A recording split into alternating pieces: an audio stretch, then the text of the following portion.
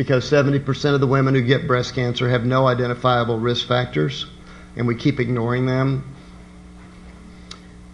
It's my personal impression that women without risk factors tend to underestimate them. Women with risk factors tend to overestimate. The difference between the two groups are not that great in spite of everything in the media.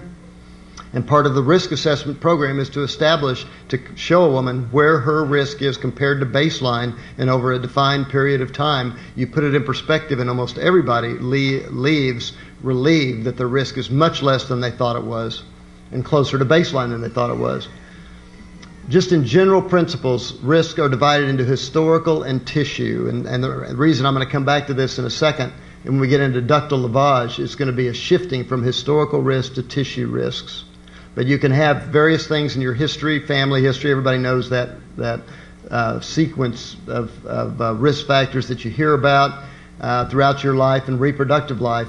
But to me, the real issue is what's in the tissue. The historical factors are surrogates for what is really going on in the breast tissue. And the ideal situation would be able to figure out what is in each woman's breast tissue to know whether she's at risk. In other words, it would be to develop a pap smear of the breast. That would be the ultimate goal.